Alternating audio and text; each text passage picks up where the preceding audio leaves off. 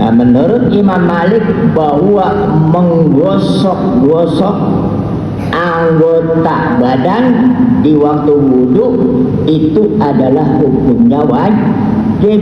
Nah, ini kadang-kadang kita kalau wudhu cuma diguyur doang, cuma diguyur. Nah, ini berdasarkan hadis ini, kalau bapak ibu ya mau berwudhu, mukanya juga digosok, kedua tangannya juga digosok, kakinya juga harus digosok. Nah, berdasarkan hadis ini berarti air wudhu cuma 2/3 mud. Ya, 2/3 mud itu air kurang dari 1 botol aqua yang 1,5 liter. Nah, kurang daripada 1 liter dipergunakan untuk wudhu. Nah, bisa nggak untuk berwudhu air itu kurang dari 1 liter? Bisa. Ya, asal kita bisa mempergunakannya dengan cara yang baik. Ya, karena orang Arab itu biasanya kalau berwudhu, ya pada waktu saya di Timur Tengah ya, tahun 82 itu masjid jarang yang ada air. Adanya apa itu? Kayak dia betul, kayak teko. Airnya ditaruh di mana? Kayak di teko yang terbuat dari tanah itu untuk menggunakan wudhu. Dalam hati saya, ini apa cukup untuk wudhu? Karena biasanya kita kalau wudhu kan buka apa? Buka keran gitu. Itu kalau di masjid yang besar ada pada tahun 82 itu. Apalagi kalau kita datang ke di dalam itu ya, di daerah di perkampungan itu musola yang kayak gitu itu airnya sangat terbatas pada tahun itu. Tapi sekarang udah makmur ya. Ya, jamaah haji ini sekarang udah cukup dengan air. Dulu aja di Mekah itu air selalu kekurangan. Nah, ini di Madinah juga ke 82 itu air selalu kekurangan tuh, ditaruh di khazan. Nah, itu dikaitin. Ini taruh di gentong atau ditaruh di kolom, baru ditaikin ke atas. Itu pun juga diisinya pakai apa tuh? Pakai truk dikirim gitu. Kalau di musim haji. Nah, kalau sekarang alhamdulillah. Nah, karena tahun 83 Saudi air laut dibikin apa tuh? Iya, air laut dibikin tawar. Nah, pada saat itu pun juga terjadi kontroversi, apa iya apa mungkin, karena dia selalu beli air dari apa itu?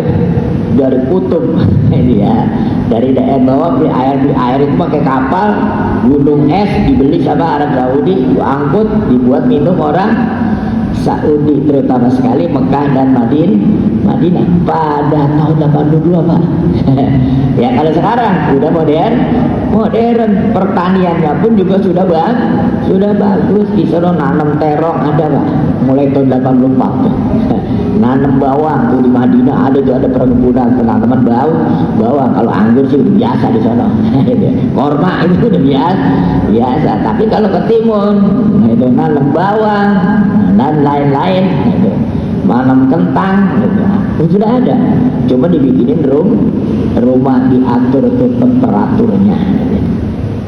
Nah, disinilah makanya semuanya itu Allah selalu berikan itu kemudahan kepada orang-orang yang beriman. Makanya apa? Makanya kita nggak usah takut. Ya, kalau kita ini orang beriman, percaya kepada Allah, dimanapun kita tinggal itu akan dikasih rezeki. Saya tahun 82 memang hobi petek, hobi jengkol, hobi sayur asam ada tuh Pak. Ya, saya kalau hari Kamis ke Jeddah tuh, kena pesawat Garuda itu membawa sayur asam. Harganya pada saat itu ada yang 15 real, ada yang 25 real, berapa kasan 25 real, 40 ribu Pak. Ya, itu pada zaman itu. Ya, kata saya yang murah daripada saya ke Indonesia mahal. Nah, berapa duit naik pesawat. Nah, itu tempat itu udah ada itu. Ya, makanya dikasih itu rezeki oleh Allah Subhanahu wa ta'ala. Ya, itu memang udah janji Allah. Wa may yattaqillah yaj'al lahu makhraja wa yarzuqhu min haitsu la yahtasib. Nah, kemudian juga janji Allah. Nah, ini seandainya di suatu negeri itu pada percaya kepadaku, lapatahna alaihim barakah. Nah ini akan dibukakan itu pintu keberkahan dari mana? Dari langit, dari bumi. Coba bu, karena dia percaya. Nah ini ya, dia beriman yaitu kepada Allah. Tentu juga orang-orang tua kita ini juga bingung nih, orang Rawa kan kagak ada air. Orang kebanyakan terair dari mana? Lah sekarang air di dalam cat apa keluar ya? Ya, kan itu ya. Dari mana itu? Siapa yang ngasih itu? Adalah Allah Subhanahu wa taala.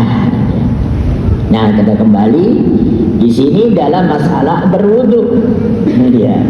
Nah, pada saat itu Rasulullah di negeri yang tandus, nah dia, yang airnya serba kekurangan. Nah ini walaupun air hanya 2/3 mud, yaitu digunakan untuk berwudu. Nah ini diapain itu kata Rasulullah, dilihat tuh. Nah ini ya. Nah ini diriwayatkan oleh Abdullah bin Zaid. Dia itu melihat Rasulullah dikasih air cuma 2/3 mud, digunakan untuk berwudu, diantaranya digosok-gosok apanya itu? Kedua tangannya. Biar apa itu? Isodul ma, yaitu biar mengena kepada seluruh anggota kulit. Nah, dia. Karena dalam Al-Quran dikatakan bahwa kalau kita berwudu itu sampai di mana? Ilal marafiq, yaitu sampai ke sikut bagian. Nah di sini makanya Imam Ahmad mengatakan bahwa menggosok-gosok ya, wujubud dalak bi a'dha'il wudu. Nah kenapa menggosok-gosok? Ketika kita melakukan wudu itu ke anggota tubuh kita, itu adalah hukumnya wajib. Wa akhadha Syafi'i.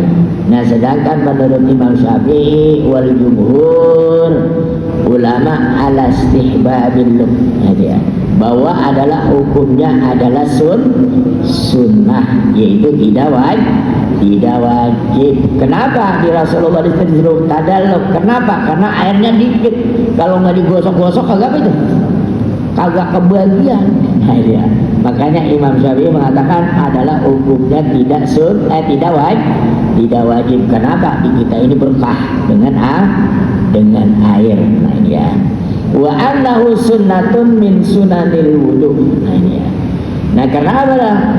Ini adalah kata Imam Syafi'i adalah sunnah daripada sunnah wudu. Nah, wa mahallul khilaf. Kenapa di sini terjadi perbedaan pendapat?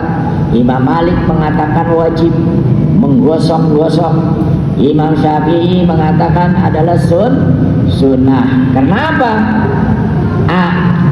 Alama idza wasalal ma'a.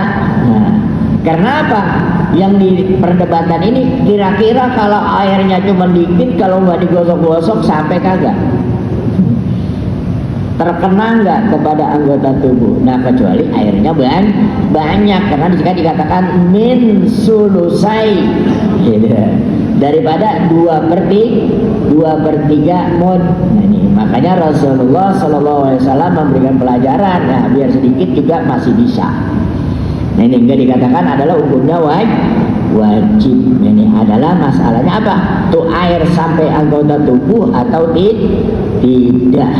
Itulah yang terjadinya perbedaan pendapat. Kenapa di sini? Hadis ini adalah menunjukkan anna Nabi sallallahu alaihi wasallam yaqtasidu bi jami'il umur. Nah, Rasulullah sallallahu alaihi wasallam, hadis ini adalah maksudnya di dalam segala suatu perkara. Nah, ini ya. Yang dimaksud di sini, makanya dikatakan adalah wajib. Basuh muka, basuh tangan, basuh kaki. Ini ya. Ini ya. Karena apa? Nah, dan isti'malul ma'u fil wudu li alla yadkhul. Nah, ini ya. Karena jangan sampai enggak ada yang kagak masuk ke dalam anggota tubuh, makanya harus masuk. Berarti hadis ini adalah Imam Malik mengatakan adalah hukumnya wajib. Sedangkan Syafi'i Imam Syafi'i mengatakan adalah menggosok-gosok itu adalah hukumnya adalah sunnah. Kenapa terjadi perbedaan? Yang satu, karena masalah air ini harus masuk kepada anggota tubuh yang diwajibkan untuk berwudu. Itu terjadinya khilaf ya. Wa anhu annahu ra'an Nabi sallallahu alaihi wasallam